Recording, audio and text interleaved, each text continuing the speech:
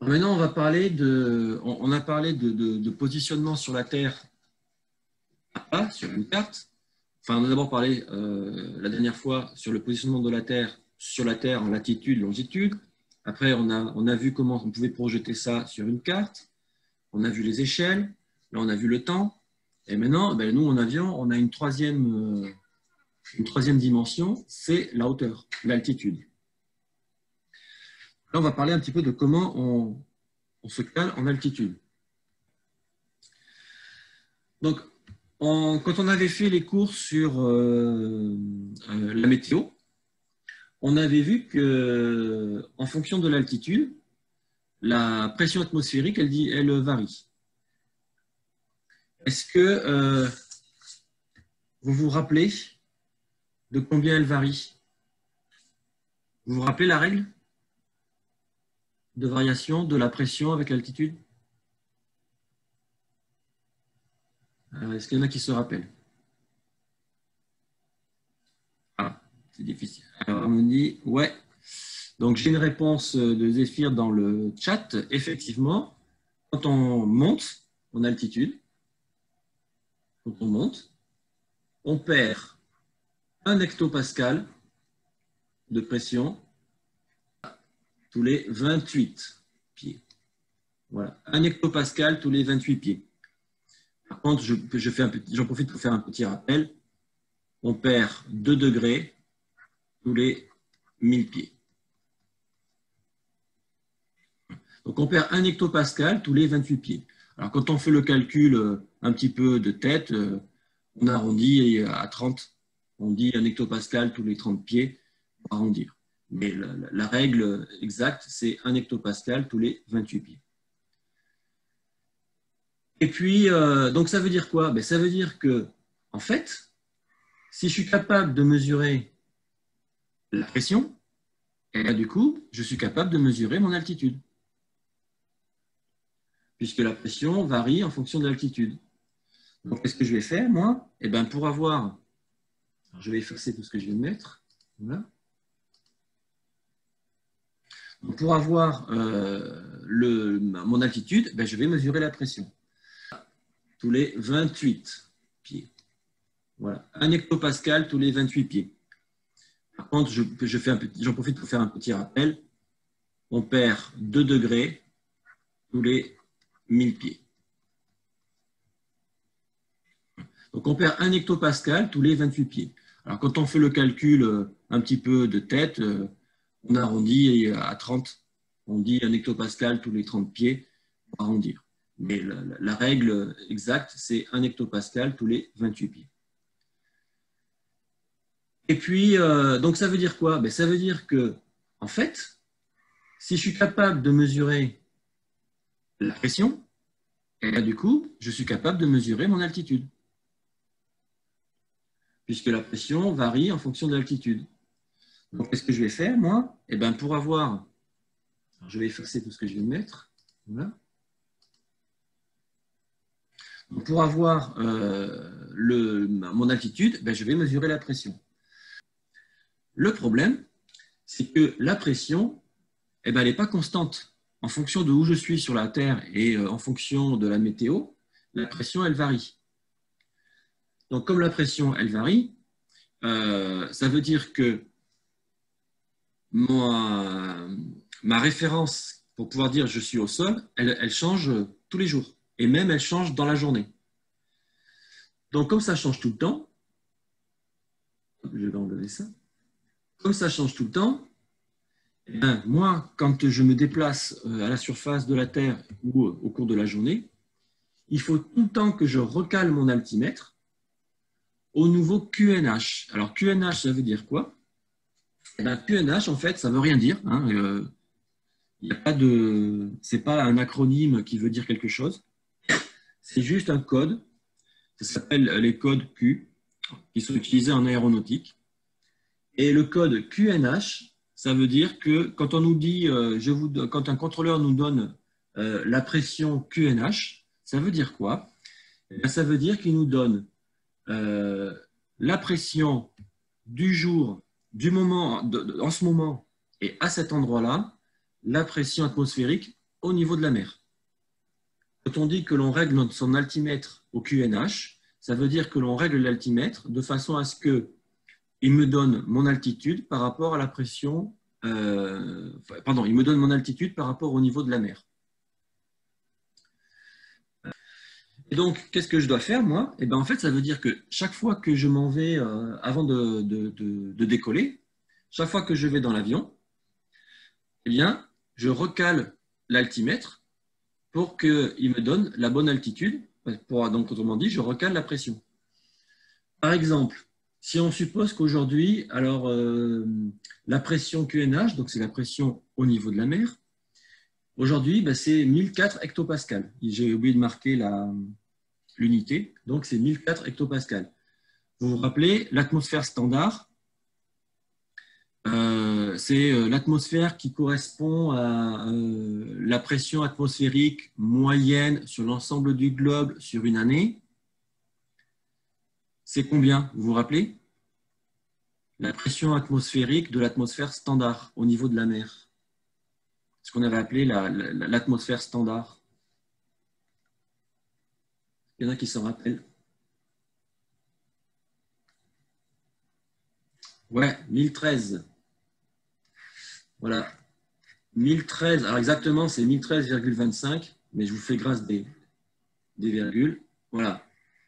Quand on est en atmosphère dite standard, eh bien, au niveau de la mer, la pression atmosphérique, c'est 1013 hectopascales. Et donc, qu'est-ce que je dois faire, moi? Eh bien, en fait, ça veut dire que chaque fois que je m'en vais, avant de décoller, chaque fois que je vais dans l'avion, eh bien, je recale l'altimètre pour qu'il me donne la bonne altitude. Donc, autrement dit, je recale la pression. Par exemple, si on suppose qu'aujourd'hui, la pression QNH, donc c'est la pression au niveau de la mer, aujourd'hui, c'est 1004 hectopascales. J'ai oublié de marquer l'unité, donc c'est 1004 hectopascales. Vous vous rappelez, l'atmosphère standard, c'est l'atmosphère qui correspond à la pression atmosphérique moyenne sur l'ensemble du globe sur une année. C'est combien, vous vous rappelez? La pression atmosphérique de l'atmosphère standard au niveau de la mer. Ce qu'on avait appelé l'atmosphère standard. Il y en a qui s'en rappellent. Ouais, 1013. Voilà. 1013, alors exactement, c'est 1013,25, mais je vous fais grâce des virgules. Voilà. Quand on est en atmosphère dite standard, eh bien, au niveau de la mer, la pression atmosphérique, c'est 1013 hectopascales. Mais ça fluctue tous les jours. Et donc, comme ça fluctue tous les jours, eh bien, tous les jours, vu que l'altimètre, lui, il utilise la pression atmosphérique pour pouvoir me dire à quelle altitude je suis, eh bien, forcément, s'il était réglé à l'atmosphère standard, c'est-à-dire s'il était réglé pour me dire que quand il fait 1013 hectopascales, je suis au niveau de la mer, eh bien, le jour où il ne fait pas 1013 hectopascales, il me dira que je suis sous l'eau ou que je suis au-dessus. Voilà.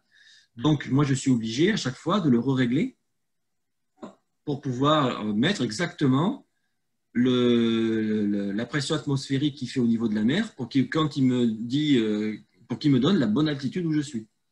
Donc, si par exemple aujourd'hui il fait que 1004 hectopascales, donc c'est le cas quand il y a une dépression, aujourd'hui par exemple il fait mauvais, donc on doit être en dessous de 2013, moi je dois recaler. J'efface ça, voilà. Donc moi je dois recaler. Et donc au calage QNH, c'est l'altitude par rapport au niveau de la mer. Donc ça, c'est ce que je viens de vous raconter. Quand on dit que l'on cale l'altimètre, ce qu'il faut retenir, c'est que quand on dit que l'on cale l'altimètre au QNH, QNH, ça ne veut rien dire, c'est juste un code aéronautique pour dire que quand on cale l'altimètre au QNH, ça veut dire qu'en fait, on cale l'altimètre par rapport à la pression atmosphérique du jour. Voilà.